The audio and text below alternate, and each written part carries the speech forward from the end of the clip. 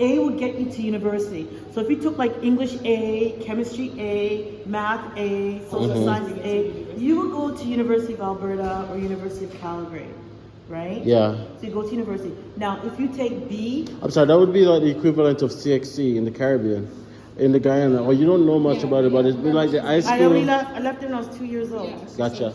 Yeah. So I was just giving an example of what I mean.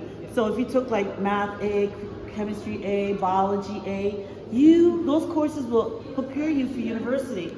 Now, if you take English B, Chemistry B, it only takes you to college and tech school. So it's just like the school itself in Grand Prairie will put us at the B. And they would tell my parents, oh, Paula could be in English B, in Chemistry C, Chemistry B, Math B. But why can I not take Math A? Because I would like to go to university. Yeah. I would like to have that chance to go to university, right? Absolutely. Yeah, they never allowed that. They never did. So I finished, like, for example, B, and then I went to the college, because that's what the B allowed me to, and then I upgrade myself to university standard. So I'd be prepared for that. So that was Grand Prairie. That's crazy though, bro. Then. But don't forget, I've been here for 43 years, 1981. Back then, there was only 4 black families. There was a Trinidadian family where she's from Trinidad and he's white. They now moved to Calgary. Then there's the Guyanese family, which is us. Yeah. And then there was Grenadian family, which is, their daughter name is Paula. They're from Grenada. And then there was another family from the Caribbean. I think it's maybe something like St. Lucian. Yeah. So that was the 4. We all knew each other. Of course. Yes. And so that was back then. My dad has been here since 78 because he was prepared to bring us up. Yeah. And so guys, quickly. So I have Paula here. She is she was born in Guyana, but she's been living here in Canada for the past 43 years? No, I've been in Canada since 1970. 1970, in Alberta for 43 years. 1981. And we're just talking about some of the experiences that she had went through back then, where black persons wasn't able to go into the grade of their equivalent, had to go a grade down. So you'd have seen a lot of changes. By the way, big up yourself. You are now a flight instructor. I'm a commercial pilot and a flight instructor. So I teach pilots and I give them their license. So it would be remiss of me not to say huge congratulations on that achievement. This is the commercial pilot license. Take me to Jamaica. Yes. But I would, like, my audience would want me to ask you one question. And that one question would be, how did you overcome all of those challenges to be where you are right now? I cried a lot. And when you cry a lot, it brings you up. I'm not going to do this anymore. My white friends are going to university. Why can I not go to university? So I put that crying into actions. And that's where I am today. So you're here in Grand Prairie now visiting. Yes. There's a lot of things that's changed. Yes, Grand Prairie has changed. It's gotten better, not just with black people, but also with natives. Back then, it was the blacks and natives, and us natives and black, we were like this. I have a lot of native friends, and yeah.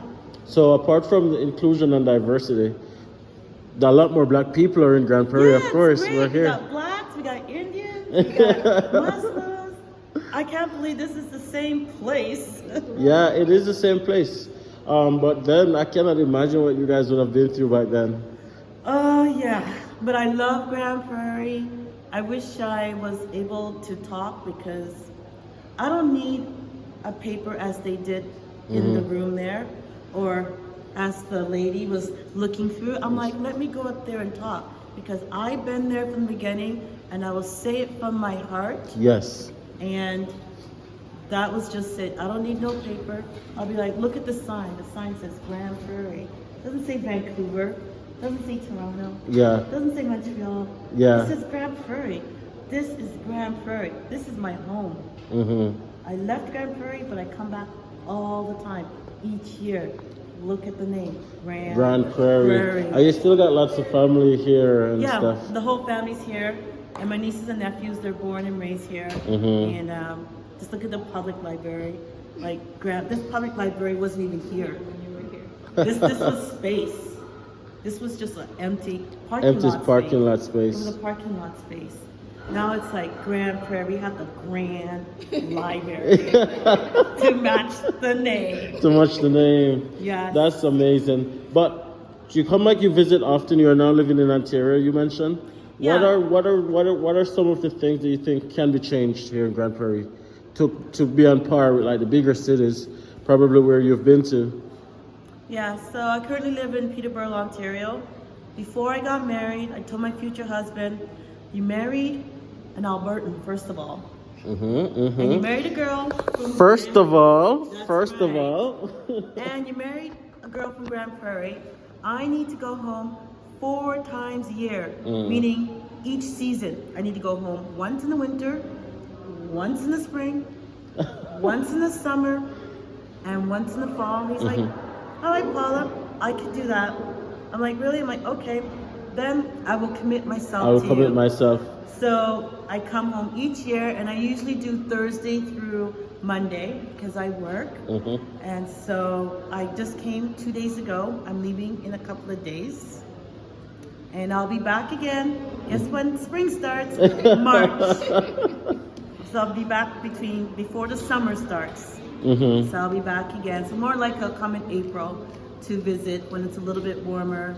And this is home. I love Grand Prairie. What would I do different than Grand Prairie to be like any other city? Yeah. To get back to that question would be, I don't want Grand Prairie to become a big city where, you know, I want Grand Prairie to be safe. Don't want it to be like Vancouver or Toronto or Montreal. I like it small, but small, multicultural. Where we all get along. We have a mixture of here and there. I do not want Grand Prairie to go grand. I like it the way it is because now I feel safe here. Yeah. And when you go out too big, you have city problems, we all know. So moving forward, Grand Prairie is moving with multiculturalism, but keep it small. Gotcha. And be happy. It's really a pleasure chatting with you. Thank you for chatting with us. But before I let you go, this is the final question I'm going to ask you, right? So for someone like me who is what you call aerophobic, which means I hate flying in an airplane. It's my biggest fear on this earth. As a commercial flight instructor, how would you advise someone, what advice would you give to someone to get over that fear? I would take you flying. We go on a discovery flight. I could rent planes at the Grand Prairie Airport. Okay. It's just like having your driver's license. You could rent car. Well, I have my pilot license and I can rent planes. Okay. So anyone that wants to overcome that, I just take you on the flight. You sit in the front, first class, and you pedal to the pedal, baby. The next time you're in Grand Prairie, do you have a card with you? I would love to get your number. I will give you my number. Like my wife will tell you that I absolutely like. I will take you flying. Absolutely. Like guys, you know this already, but we are gonna go flying one of these days when you're back, and I'm gonna take you up on that. I'm gonna be back around April-ish, like I said, spring. So I'll be back before the spring ends, and then I'll be back again in the summer. So summer will be like in June 21st, July, somewhere around there. I'll be back again, and I'm always back before or around Thanksgiving. Sweet. Okay, well, thank you for chatting with us, Paul.